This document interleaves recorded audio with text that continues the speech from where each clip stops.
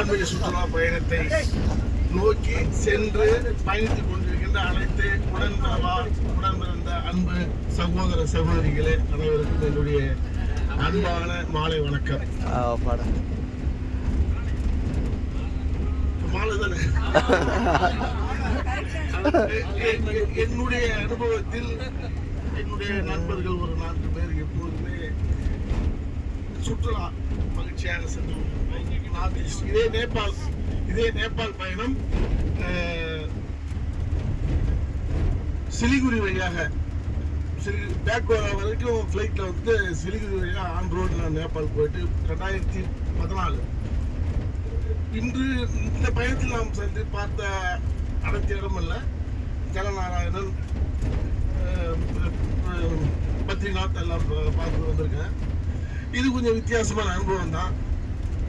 அவர் Saravanan sir சொன்ன மாதிரி யாருக்கு எது தேவையோ அதை நோக்கி நம்ம பயணிக்கிறோம்.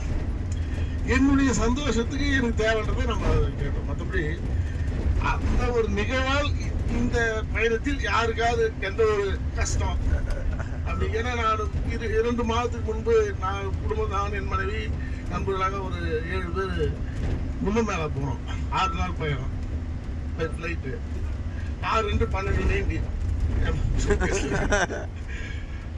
ஃப்ளைட்டில் வந்து அந்த போர்டிங் செக்கிங்கில் அது பெரிய இஷ்யூ கிடையாது.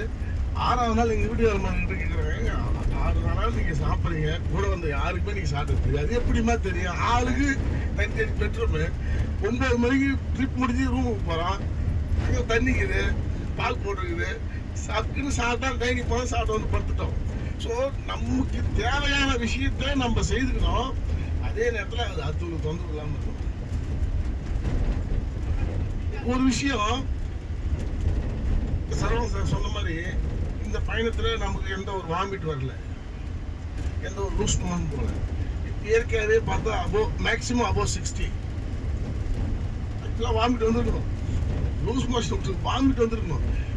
ஏன்னா நம்முடைய பயணம் அது மாதிரி ஒரு கடுமையான பயணம். நம்ம தமிழ்நாட்டில் NH-45 பயணிக்கல, திண்டிவனத்தில் ஏறி கார் எடுத்துனா 1.25 மணி நேரத்தில் சென்னை போயிடுவோம். ஈவன் சபரிமலைக்கு 24 ஹவர்ஸ்ல சபரிமலைக்கு போயிடுவேன் திண்டிவனத்துலேருந்து. அப்படியாப்பட்ட பாதையில் இப்போ பயணிச்சுட்டு இருந்திருக்காங்க. நாம இன்னைக்கு ரோடு சரியில்லைன்றது விஷயம் வேற. Longitude latitude up and down மலை ஏறும்போது திருப்பதி போய் நம்ம சாமி கும்பிட்டு இறங்கும்போது வாந்தி இருக்காத ஆளு கிடையாது, வாந்தி எடுத்துருவோம். அப்படி இருந்த எப்படி இருக்கிற நம்மளுடைய உடல்நிலை இந்த காலகட்டத்தில் இப்படி நம்ம பயணிச்சிருக்கோம்னா அது சரவணன் போட்ட சாப்பாடு ஒரு பக்கம் இருந்தாலும் ஆன்மீகத்தினுடைய வெற்றி, அவருடைய அனுகிரகம். ஒரு விஷயம் இப்போ சொல்றவங்க கிட்ட இவர் எல்லாம் நம்மளை பயமுறுத்தினாரு. கிளவுஸ், ஷாக்ஸ், ஷூ, ஒன்றுமல்ல, ஒரு சாதாரண ஒரு குல்லா, ஒரு ஷால் மட்டும் எடுத்துட்டு வந்தோம். அவ்வளோதான். நம்பிக்கை தான் வாழ்க்கை. கிளம்பணும், எந்த பிரச்சனை இல்லாம சாமி கும்பிடுறோம். நான் அந்த நேரத்தில் எனக்குன்னு ஒரு ஆன்மீக பவர் இருக்கு. அது வந்து அது சொல்லி தெரிய வேண்டிய விஷயம் இல்லை. ஏன்னா நான் வந்து விநாயகர் மூலம் ஆஞ்சநேயர் முடிய சாமி கும்பிட்டாதான் சாப்பாடு வீட்டில் இருக்கணும். எழுந்திரிச்சவங்க குளிக்கணும், ப்ரஷ் பண்ணணும், குளிக்கணும், சாமி கும்பிடணும். சாமி கும்பிட்டு அடுத்த செகண்ட் சாப்பாடு கீழே சாப்பிடணும். அப்போ நான் அந்த முத்திராத்தை பார்த்துட்டு என்னோட பிரார்த்தனையை கோரிக்கை வைக்கிறேன்.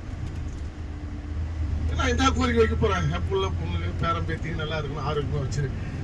எனக்கு ஆரோக்கியம் தான் தேவை. அதை அந்த நினைச்ச அடுத்த செகண்ட் சூரிய பகவான் பலான்னு வராருங்க. அங்க சூரியன் வர்றதுக்கு வாய்ப்பே இல்லை. நான் நினைச்ச அடுத்த செகண்ட் சூரிய பலான்னு வராரு. அப்படியே ஓம் நமோ நாராயண சூரிய நாராயண ஆதித்யாகும் என்ன அறியாமலே நம்ம வந்து வணங்க வேண்டிய சூழ்நிலை. ஸோ நம்ம இந்த அளவுக்கு இந்த நிமிஷம் வரைக்கும் நம்ம வந்திருக்கலாம். நம்மை அறியாமல் நம் உடலில் ஊறிய நம் மனதில் ஊறிய ஆன்மீகத்தினுடைய வலிமை தான். உத்திராத்தெல்லாம் போயிருக்க சாதாரணமான விஷயம் இல்லைங்க. நான் வந்து பல வாட்ஸ்அப்ல பார்த்துருக்கேன் அந்த ரூட்டை. அந்த நானும் வந்து கிருஷ்ணமூர்த்தி அந்த இடத்துல பணம் எடுக்கணும். அந்த கல் முட்டி நிற்குது. நம்ம போகும்போது விழாத கற்கள் ரோட்ல மறுநாள் வரும்போது இருந்தது. பார்த்துருக்கீங்களா? ஒரு சின்ன ஒரு கல், ஒரு சின்ன ஒரு சம்பவம் நம்முடைய ஒட்டுமொத்தனுடைய ஆன்மீக பயணமே ஸ்பாயில் ஆகிடும். ஹைதராபாத்ல எக்ஸலேட்டர் ஓடுறாங்க, ஒரு ஜென்ஸ் விழுந்தாலே ஒரு சட்டம் மாட்டினாலே கதை முடிஞ்சு போச்சு. ஒரு லேடிஸ் அவங்களோட புடவை ஒரு முனி அந்த எக்ஸலேட்டர் இழுத்து இருந்தா வாய்ப்பே இல்லை. வேணா சென்னைக்கு அவங்க பிள்ளைக்கு போன் பண்ணலாம். எல்லாம் நிகழ்வு எப்படி தொடருது? அந்த சம்பவம் நமக்கு ஏன் நடக்கல? ஆத்மாத்மான பயணம், ஐயனை பார்க்க போற பயணம், அவருடைய அனுகிரகத்தினுடைய வெளிப்பாடு தான் நமக்கு எந்த ஒரு ஆபத்து இல்லாம இந்த சொல்லி போயிட்டு வந்துருக்கிறோம். போது நிர்வாகனா சங்கடங்கள் இருக்காமலாம் இருக்காது. நம்ம குடும்பத்தையே நம்ம நினைக்கிற மாதிரி கொண்டு போக முடியுமா? நம்ம நினைக்கிற மாதிரி நம்ம பிள்ளை உருவாயிடுவானா?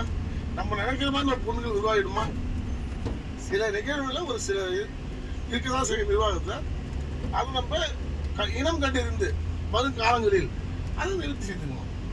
இது அவர் சார் சொன்னாரு, காலையில் அவருடைய ஹேபிட் 11 மணிக்கு டீ காஃபி ஈவினிங் ஸ்நாக்ஸ் உண்மைதான் அவர் பழகிட்டாரு. அது ஒரு பெரிய விஷயம் இல்லை. இனி வரும் காலையில் சேவனாரும் சரி பண்ணிடுவார்.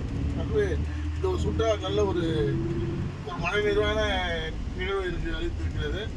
இந்த நிலை மீண்டும் தொடர சரவணையும் அவர் மேற்கொண்டு இது போன்ற வெற்றிகரமான பயணத்தை தொடர நாமும் அவருக்கு ஒத்துழைப்பு கொடுத்து மீண்டும் நன்றி. வணக்கம் தோழர்களே.